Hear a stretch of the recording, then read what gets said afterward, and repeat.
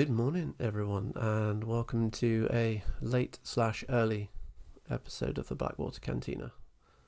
Late because we normally release yesterday, early because it's 6:30 in the morning, and I have coffee. And I have a unnamed energy drink. unsponsored energy drink. If anyone wants to sponsor us. Yeah, so I was about to say Adepticon Keynote, Lock and Load Keynote from Warfare Weekend. And so I've just finished watching it, and yes is the answer. Yes. All of the things. We like the things. So I'll pop a link to the recording down. You can watch the whole thing. It's an hour and 40-ish minutes. But Mike and I are just going to talk through a couple of our favoured points. Bet people won't be able to guess. Well, I mean, the first and vastly most important thing is I get Dominated Strike Reavers. So you do. How long before I mentioned Dark Operations? I've actually started painting stuff now. I did a painting stream last night, painting my aberration, going through non-metallic metal, so watch that. Also, card? I can probably do a card. We'll figure it out. I'll figure that out. Either way, link as well. It's all good. So yes, Dominated Strike Reavers, they have confirmed that is the last unit coming, so we're not getting a Dusk unit, and we're not getting a Shadowflame Shard unit. Shadowflame Shard didn't make too much sense. It's a little bit of a shame that we're not going to see some Dominated Elves, but hey ho, maybe in the future, but not anytime soon. So that was pretty cool. They showed off one of the sculpts. Looks really nice. Weirdly, the Dark Operations helmet fits in nicely with the Strike Reaver armor. That is kind of weird. It really does. But yeah, I'm pretty pleased with that. Future of the Warmachine Digital going on to Thornfall Alliance. New stuff. Multi-wound infantry, multi-wound cavalry, brand new character Heavy Warbeast. If you like your pigs, if you're a big bacon boy, then that's perfect, and they're coming from January. So you've got your big pig. Big. You're going to have more big pigs soon. So, I may end up with my second army being pigs. No. That would be cool. That will be cool. So, for your first army, Mike, what are you excited about from this keynote? What landed on your lap? There's one thing that I took away from everything I saw, and that was my boy is back. The Deathjack. The one, the only, the Deathjack. Deathjack 2. Oh, yes. And technically, Deathjack 3. Yeah, they did announce him as Deathjack 2, so... I mean, he's on the app as Deathjack 3. Is he? Oh, yep. That's interesting. Yeah. As we all know, the Karchev Deathjack did not exist. Well, yeah. He did, but he didn't. He did, but anyway. He didn't. And Deathjack 3 on the 4th of December, which is my dog's birthday. So. Happy birthday, Soph. So, yeah, maybe I have to get him Deathjack, and then obviously he doesn't have any thumbs, so I'll have to paint it for him. It's not your birthday. You missed my birthday. I did miss your birthday. But anyway, Deathjack 3, just looking through his rules right now, and oh my god. So... what's he got? He's got Skulls of Hate. They give him soul tokens instead of focus tokens. Which so you can have up to 3. The Skulls of Hate do give soul tokens for each of its non-crippled arm systems, which is interesting. Yeah, so it used to give you 2. So basically, the way he used to work is you used to be able to allocate him 3 focus, and then the Skulls of Hate gave him 2 more, so he could have 5 focus. Yep. Now you can allocate him 3 focus. He can hold on to souls because they don't go unless he spends them, and then he gains 2 during the control phase, but he can use soul tokens, so heal himself, to spend have focus cast points spells, and to cast spells for free. Yeah, so and he has a 4-cost spell that he can cast for free with the soul. He can't cast it any other way. Oh, I suppose you could use the soul to give him a focus token and spend all 4. Then that would be really dumb. It would be. Yeah. Oh, he looks cool. So he's weighing in at 20 points. He is armor 20, 80 mil base. He's got advanced deployment. Yep. Bring my boy closer. He wants to punch you in the face. Yeah. He can He wants to give himself. you the big hugs. He's got annihilation. So he range 10, power 10, AoE 2, with a blast damage at 10 as well. If he kills anything, it's removed from play, doesn't generate a corpse, and he automatically gets the soul. So yeah. And the new one's Soul Shift. I don't know if I was looking at this. Aaron is not here with his encyclopedic knowledge of everything, but he can teleport, or he can remove friendly faction warrior models to then teleport a cohort model. The cohort model then can't activate, so teleporting things out of the way realistically. You can basically move another Jack closer to him. Everyone gathering round the Deathjack. It's like the maypole. Yeah. So all the cricks dance around him and cover him in brightly coloured ribbons. As that could be really fun modelling opportunity. There you go. Only 65 quid a time. At 65 quid, I don't think I'm going to do it. But yeah, I mean, we knew Deathjack was coming. We've known for a while Deathjack was coming. Yeah. I mean, there was no way that he couldn't. It's the quintessential Cricks Jack. So, out of interest, Mortenebra, reduce, reuse, recycle as large base or smaller, so she can't bring Deathjack back when you can. She can't bring him back, sadly. Oh no. Glad about that, to be fair, because I'd be the one having to kill it twice. To be fair, this is when they reword it and they go... Yeah. Maybe I'll turn it into like Seraphel's Arcane Propulsion, which is extra large base, which is what an 80 mil is. Yeah. So, who knows? Sadly, definitely. No Dusk 80 mil. So, we're not bad times. I know. Which is fine because I don't have any money right now, so I don't have any hobby pennies. So that's okay. I can survive, but these are coming out. When did you say? So Deathjack is landing on the 4th of December. Yeah. The Sea Raiders one is January, February for Winter Corps, March for Storm Legion. So the Orgoth Sea Raiders are getting a big mechanical dragon possessed by a demon. So it's not technically a warjack per se, it's a mechanical dragon body possessed by an infernal in some sort of ritual and then brought over to be unleashed. It does lots of fire and all sorts of things. I can see tramples being a big thing with this guy. It looks very cool. If you like a Mechano Dragon, Azdarak, 21 points, flying, obviously, unstoppable.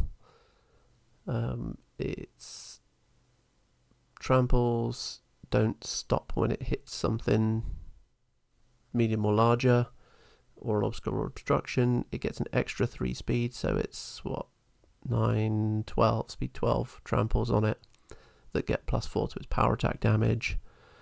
It's got spring blades. It's when it advances base to base with an enemy model during its activation, it sets that model on fire. And Keyword, fire. yeah, and if it destroys something, it's got sprint, so it can then make a full advance as well. Big old flame cannon on it, and then a nice chain weapon tail with critical shred, and then some beat back attacks as well. So attack wise, less damage output, but it's those tramples. This thing's just going to be sort of across the board, bites and holes and things, I think. Yeah. So we've also had printed unit cards. Yes. So a lot of people have been asking for that, and they are not there yet. This was, I think, from the way they talked about it in the keynote, they were expecting this to be done by now, and it's a much bigger piece of work than they thought it was going to be. So yeah. But they've got some screenshots. I'll pop up in here, but they look kind of cool.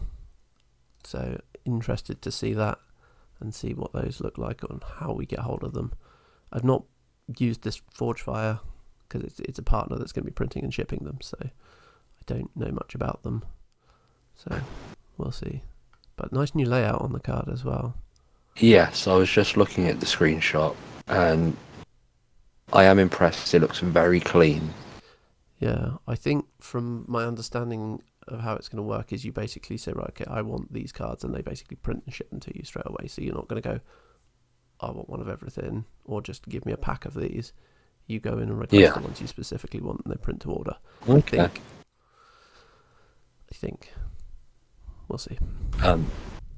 Another thing, we've got new merch. Yes. Which looks really good.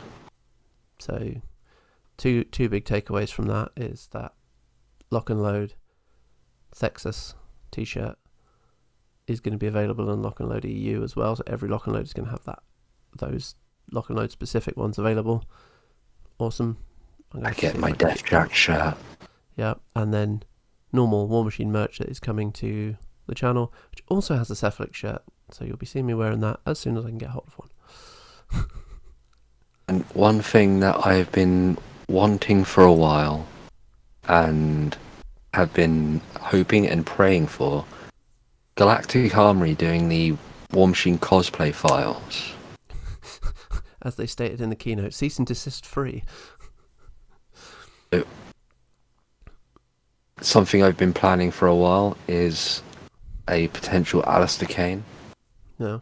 I could do it. I've got a bit of a beard going on. He's known for being a bit scruffy. So yeah, that could be something I do in the future. Yeah. We will find out. Even if they just do some like cool helmets and display stuff, that'd be cool. I can That's it. replace my Lego with this is all just here until it finds its home. So I've got just my array of Mark II/3 Colossals. Yeah. So, yeah, that's going to be interesting. So that's landing. Well, they said that was going to be announced at Adepticon 2026. So that's end of March. Yes. Year, so a few months await for that, but that means I've got plenty of time for my printer. Yeah. Yeah. Speaking of 3D printed things, Crucible Guard. So they're not part of the subscription. They've confirmed that they're coming to the store. So if you've got a subscription, you get 50% off. So if you're going to buy any of it, subscribe for a month. Yeah. Buy all the bits you want. But they're getting a load of reworks, new chemical warfare rule. So continuous effects in your caster's control range for Crucible Guard do not expire and deal double damage. Just gross. I feel like there's going to be a reliance on burning people to death in that army. Yeah. Robin's going to be very happy. Gorman 870 with a rocket launcher. Chemical rocket launcher Gorman. Yes. Did we need another Gorman? Yes. Probably not. Did we get one? Yes. It's not the model we need. It's the model we deserve. The model is beautiful. It looks so cool. Oh yeah, it's very crisp. I love Gorman. I've always loved the Gorman models. They've all looked great. Even the wolf in sheep's clothing, it looks fantastic. Yes. For our Kador friends, we talk about the behemoth. Behemoth, yes. He didn't skip leg day anymore. He did not skip leg day anymore. In fact, he does not need to go to leg day anymore. He just For completely he has no removed legs. So, the people of Kador decided they needed a symbol to rally around, so they've resurrected the behemoth, and rather than put him on legs, they've strapped him on a bison, so he has massive tank tracks. And I love it. that is just fun. I've got an old dreadnought from my Ravenwing army that is on tracks because I wanted to do a Ravenwing dreadnought and I wanted it to look like it could keep up. So, yeah, always loved the idea of a big mechanical thing on tracks, and he looks awesome. He's landing in February time, so no rules for him yet in the app, but it should be soon. TM. I mean, it would be rude for us not to talk about the Signar. Yes, because Signar get a flying jack. You? Because 80 mils are the thing that should fly. I mean, I have a flying colossal, so whatever. But Thunderhead 2. Weirdly, at one point in one of the reveals, it was called Ramhead, and then it's Thunderhead 2. So, hey ho. But it levitates across on a big wall of electricity. They were saying in the keynote that it changes the game. The idea of this is you can build your list around the 80 mil piece rather than building around your Warcaster like you normally would. And so you can go, okay, this is going to be the centerpiece of my army. What supports it? So it's going to turn all the electricity, crank it right up to 11, because that makes it louder. And we also have the Gorger, the old Umbre Gargantuan. Yes. They didn't really say a lot about it, other than they hadn't finished painting it, so the picture is a work in progress. But yes, that thing... It still looks great. Yeah, I don't... It seems to be a mass of flesh and skulls, as far as I can tell. Yeah. Is this Bone Swarm 2? Is that what's going on here? I mean, it's what happens when you just keep feeding the Bone Swarm. That's it. It's got a big... so it's going to have multiple heads, different arm weapons. So they were saying in the keynote that the picture that we've got here, ding, is equipped with the big stick, which apparently is a work in progress name, and they are going to change it, and a big rock, which they're going to change the name of at some point soon. So, yeah. Changes here soon. Exactly, but it looks kind of cool. It's very in keeping with the horrific, monstrous old Umbre demon of the woods thing. Kind of like a Leshy, but big and violent. The undisclosed 80 mil Warjack for reasons. It's just not talking about.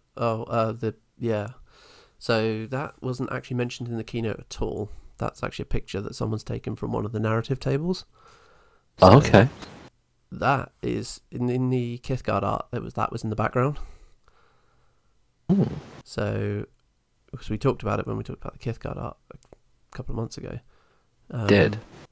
And we were like, why have they got a Warjack? What's going on? Is that a beast? Is that a troll in there? No, it is a Warjack. Super Heavy Warjack, and every time I've seen it pictured, it's had the same little dude next to it. Which leads me to believe that this might be the subscriber model True Merc for next year. Yes. Might be. I don't know if they didn't confirm it. They literally did not mention it at all. So, if anyone is at Lock and Load, prod them, ask them, find out, let me know. I imagine if you're at Lock and Load, you're not watching this, so. But yeah, that looks cool. Don't know anything about it, but those are definitely the cannons off the old Wintercore Colossal. Yes, I have those cannons. Yeah. What else do we see? We had an Extreme Strix. So the Strix model, all like hunched down and like run along the ground, looks cool. Extreme Strix, leaping off something, wings spread. It looks badass. Whole face looking very owly. Yeah, it looks very unimpressed with someone. Yes. Whoever is. It looks like it's going to do flying cat things. Oh, he's doing the Karate Kid crane kick. He's getting ready. Yeah. You wish that's all he's going to do. The rest of it is going to be he eats your face. Probably. From 20-something inches up the board. Because why not? We've got an old Ombre vehicle as well. Now, I'm not 100% certain on this because the slide said it's a Lock and Load exclusive variant. And then when they were talking, they said it was a mini crate. But then they showed 2 different mini crates later, so not sure. It's not up on the web store that I can find. So maybe it's something else? Don't know. Don't know is the answer to that. We'll find out. Yeah. I mean, don't get me wrong, it looks badass, but yeah. Be nice if you do an old Ombre. That's the version of Vilcall you're going to want to run because you're definitely more in keeping there. Yeah. Yeah. And then we got a preview of the roadmap for next year. So after Crucible Guard, up until February, and then March onward is Infernals. And then It'll be interesting because it's something that I was interested in Infernals but didn't get any. Yeah. It's going to be a good year for my wife next year, I think, because she's yes, she's got Infernals, so she'll be picking them up, I suspect. Maybe they'll get a 4th caster. Who knows? Maybe. Yeah, that should be interesting. I think the only thing she never picked up was the Colossals because we just couldn't afford them at the time. So yeah. But having a second unit of Howlers because, oh my god, Howlers were so expensive. So, yeah.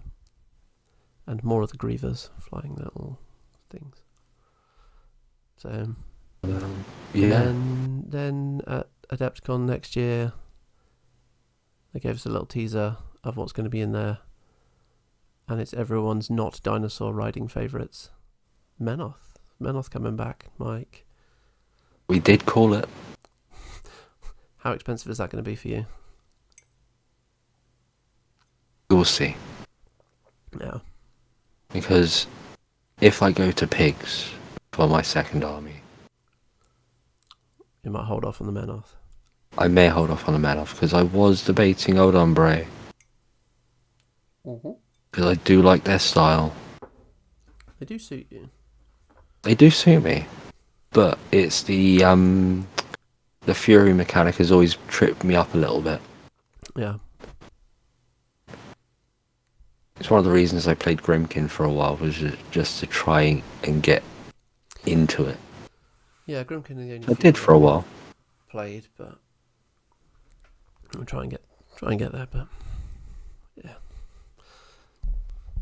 Then I think the biggest changes or the biggest announcements come around the January update. Yes. Yeah, so new Steamroller pack landing on the 21st of January alongside the January update. So we're getting 3 new scenarios and 3 are dropping off. They did not confirm which ones. I have my sneaking suspicions that the one with the disappearing objectives, which name escapes me off the top of my head, that one I reckon is going to go. I remember it. No one enjoys that one. A lot of people seem to not favour that, so I'd say that's probably a good bet to go. Yeah. Is it best laid plans? Best laid plans. Yes. Yeah.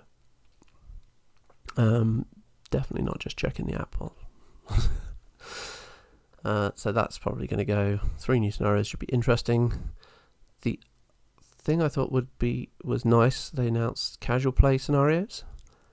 So they're designed to fit any scale game, 30 points up to 100.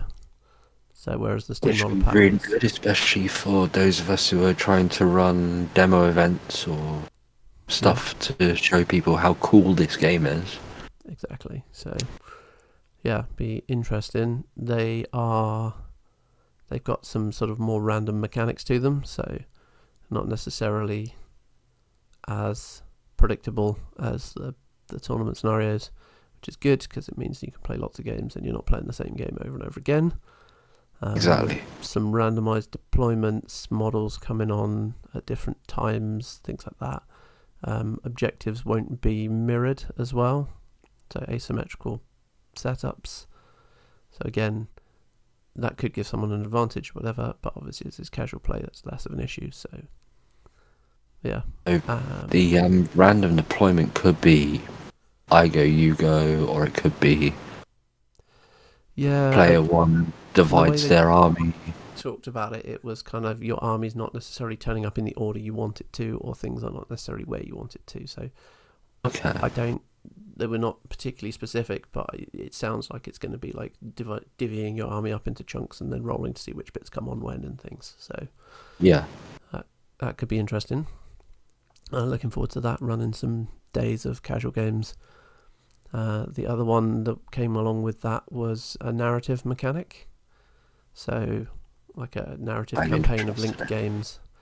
Rather than being here is a storyline and you play through it, it's more here is a scenario, you play this, and depending on the outcome of that scenario, you either move on to this one or this one, and you play like a series of linked games. That was a bit like what they did with I think it was during the Infernal Invasion. Yeah, kind of like the Oblivion Crisis. That's the one. Yeah.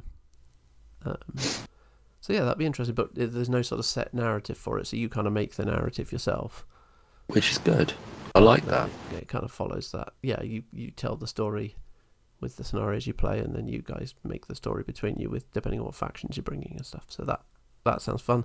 I'd like to do a day of that where you've got divvy people up into buckets for which sides they're on and things, and then collate, and that determines the storyline for the day. So that should be interesting. And then big rules changes. Big rules changes.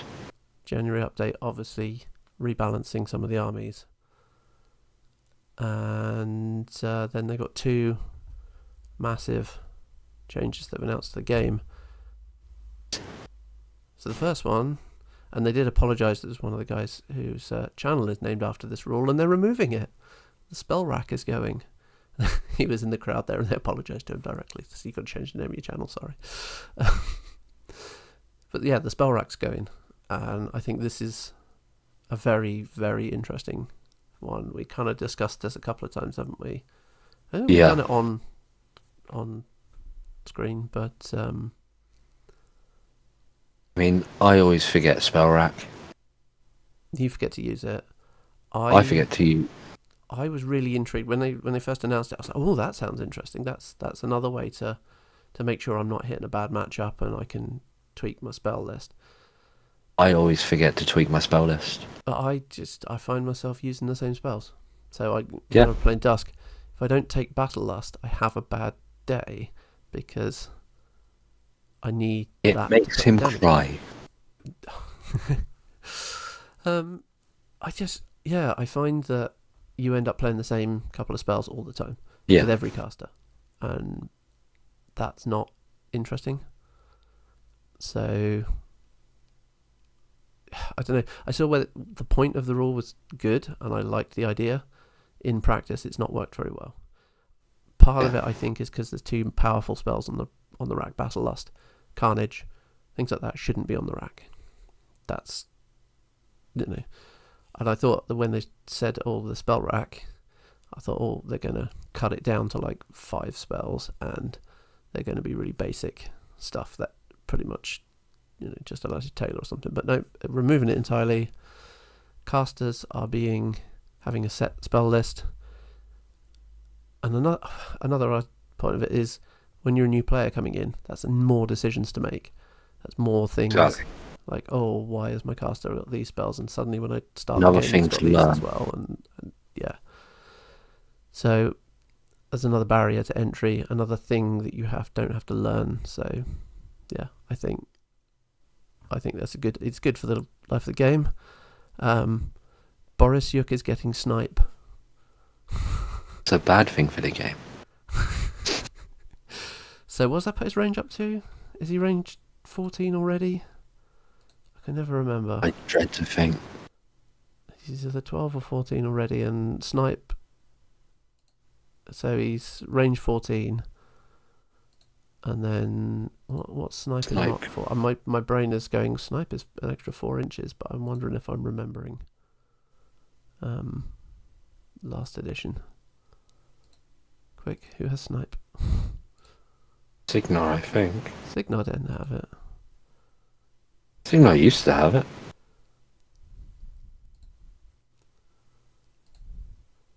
I think they're just in plus case. 3 range in this edition. So he's going to have a range of 17 on that Weapon Master rifle. That's not okay. Steamforged, if you're listening, and I hope you are, because please sponsor us. This is not okay. So, well, I mean, it's what? Power 10, Weapon Master, critical armor piercing. He still has to be able to see you. And at 17 inches, is he going to be able to see you? Depends on what I'm doing. Well, I'm going to take stealth, so I'm just going to hide from that. I mean, I can... Yeah. So on my list, I can just give my Jack stealth, which is fine, because if I remember, the Boris lists are mostly troops. He does like to... Oh, yeah, he's got some... Like, Howl of the Wolf is a battle group thing. It's boosted ranged attack rolls for the battle group, so... Yeah. It's going to be interesting. But yeah, so... I think it's a good change. I like the idea of it. I think it's going to allow them to have your casters more set in a specific role. So my caster is going to do X. And it also means when you're coming into it, you know what your enemy caster is going to be doing, because they're not tweaking to add this spell or that spell. And it also means you're not going to see Carnage in every Umbre list, Battle Lust in every Dusk list, and things like that. So yeah, I think it's good. What do you think, Mike?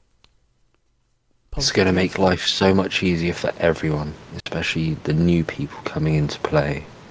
Yeah. Like, coming in from Mark III for me was a huge change. Yeah. Because it's like, what do you mean I can change the heads and arms on all of my Warjacks? Yeah. Yeah. I have to pick spells as well. That's an interesting one, obviously, with the changeable jacks. Again, obviously Dusk, not really jack heavy army, but I basically play the same setup on my jacks all the time anyway. I found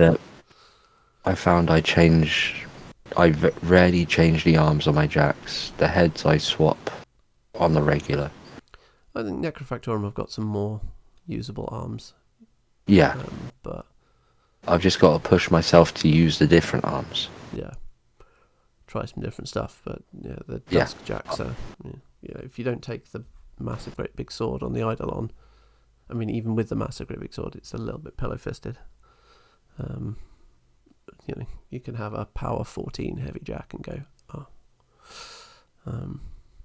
but yeah. Speaking of power 14 and generally pillow-fisted things, there are a lot of the talk of the game at the moment is everything is lethal. When you charge something, you're basically guaranteed to destroy it.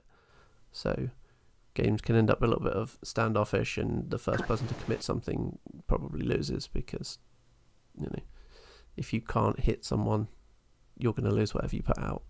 So they're looking to make some changes to make the game less lethal. Just dial it back a little bit because it is the most lethal it's ever been.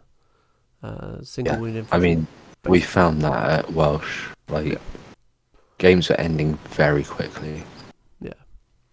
So they're doing a small tweak on attack stats. So Mat, Rat, and Arcane Attack are going to be dropping pretty much across the board. They're going to be specialising things as well. So a Jack that is an elite melee Jack might have a Mat of 7, but its Rat will probably be 5. So you'll be kind of balanced along those lines. Jacks will be a bit more tailored to something, which is interesting when you've got the optional weapon arms and things like that. So we'll see what that. I mean, the interesting part is going to be when they come to Necrovectorum, because we've got 2 chassis. Yep. One of them's a chicken. Yep. Yeah. Yeah, it'd be interesting to see how that works. I suspect the chickens will have better Rat. Yeah, I mean, that's what I tend to use them for. They're just my mobile gun platforms. All of the light spikers and be done with it. 6 light spikers, 6 back spikers, shoot everything. Maybe. Chickeny madness. You're not the boss of me. I'll resurrect some of my stupid chicken lists, but Have all the chickens. all the chickens. But it's interesting because it's going to make high defense more of a thing. So coming from playing Mark 1 and Mark 2, and to an extent Mark 3, Defense 14 was a good defense. You could be a Defense 14 infantry and go, well, okay, most things are going to have to roll well to hit me. Whereas now, it's 7s, 6s, sometimes 5s and 4s to hit. Medveditsa can get up to Mat 11. She's never missing anything. And I think high defense isn't very high anymore. So having this drop in to attack Mat and Rat is going to help things like the Mage Hunter infantry, also defense 14, so great. The Dreadguard are defense 13, so they're being hit by most things on 5s and 6s. So they're getting hit and they're getting killed. Whereas I've still got Deathjack pulled up here and Death 12. Yeah. But he is big old boy. He is a chunky boy. Yeah, so I think Defense 12 should be the kind of mark of, right, you should probably be hit by most things on an average roll. And then you need higher for 13, 14, 15. Yeah. It does mean that Kythos's defense skew feat for +3 defense is going to be busted as all hell. Oh, yeah. So, we'll see. They'll probably end up looking at the defense stats as well. Maybe. They didn't mention that in this at the moment. Obviously, the idea is to reduce lethality, so things are going to get hit less overall. I think they're looking But to also move looking at things like you say, Kyphos's +3 defense feat. Might drop to +2 or something, but It might drop, but we'll see.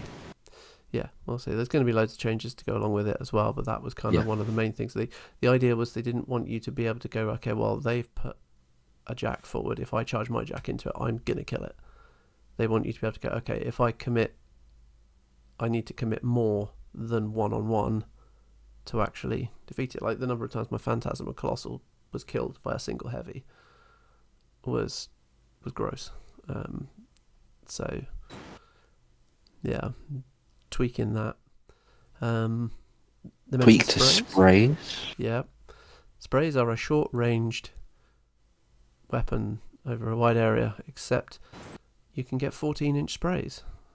So in previous editions you couldn't amend the distance of a spray, and I think that's one of the changes for 4th edition. They didn't mention taking that away, but that was a big surprise to me that you could make sprays longer range. Lots of sprays are dropping between 2 and 4 inches in range. So we're going to see less, Israfil's Death Whisper started off at spray 12. I think that's going to go down to 8, maybe 10 push. The Phantasm with its auto super boosted focus efficient range 10 spray, drop that to 8, fine. Make people have to actually put some effort in to get the silly range on stuff. That's it. Another lovely thing that we've got that will really upset the Boris players. Long range attacks dropping by 2 inches roughly. Yeah, 1 or 2 inches dropping off some of the longer ranges, they said. Just to make you, if you move forward, like the number of times I go second and I go, okay, well, if I move my base movement, I'm in range to get shot. Yeah. So you can't take any board position. That was an issue I was finding. Yeah. But yeah, agreed. Like, it was something that needed to be done. It's an interesting one because obviously coming from 40k where 24 inches is kind of a base range. And us going 14 inches is too long a range on a gun. I was always slightly surprised at how long range shooting was in this. I wonder what it's going to mean for the Phantasm under Heleth, whether it can sit back 14 inches on the table and just shoot things. So we'll see. But I'm here for it. I'm up for the game being more of a slugfest because it makes things a bit more interesting. It means you can push something forward. You can rely on a unit holding position, or they have to commit something extra to get rid of it, at which point then can you react and remove that thing and stop them taking their support away and things like that. So it also means that 5 Phantom Seeker list that I was running, that the last model turned up yesterday for, so I've got my Celine Raphael now. All of those Phantom Seekers. Are you within 20 inches of my army? Yes, cool, I can shoot your caster off the table this turn. It becomes less of a thing, which I'm sure you'll appreciate, Mike. I will highly appreciate it. I know Marcel will. He did not appreciate that. He didn't. Yeah, exactly. Marcel, if you're watching, Maz apologises. I make no apologies. He's actually got my Frozen Forgotten. I'm going to pick that up in a couple of hours. So, literally a couple of hours actually at this point. So, yeah. It looks very positive. Very interested to see how everything comes out. And yeah, just Deathjack is an absolute beast, and I need one. I like the fact that we've just talked through the whole keynote. We haven't mentioned Kithguard once. Neither of us play trolls. Yeah. Lots of Kithguard models in there. Honestly, watch the thing for that. Lots of interesting talk about what they're going to be like, what they're going to be doing, and we'll see them in the next couple of months. I am going to briefly mention the 1-page spoiler that we got for Fane of Nero. Vampire elves riding giant vampire bats. These things kind of look like angry versions of the felled beast from Lord of the Rings that the Nazgul ride.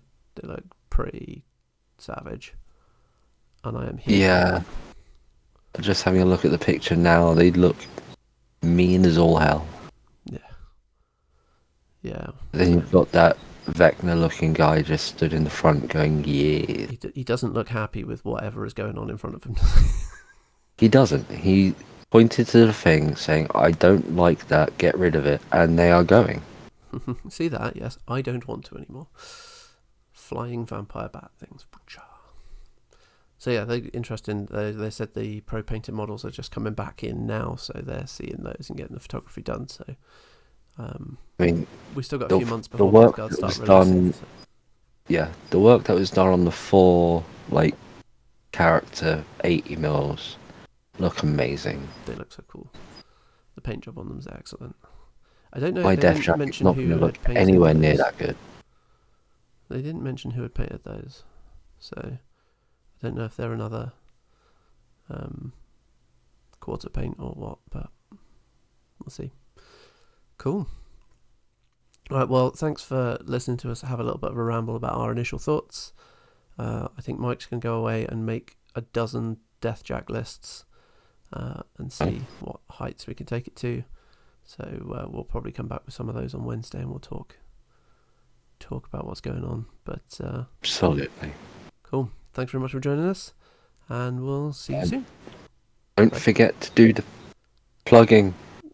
The like and subscribe, and join the Discord. Like, subscribe, click the things, go to the Discord, the Patreon, pester Steamforge about making us giving us sponsorship. What else? Send us cake. Yes, cake or death. Cake or death. Cake or death. See you later, folks. Thank you very much for this.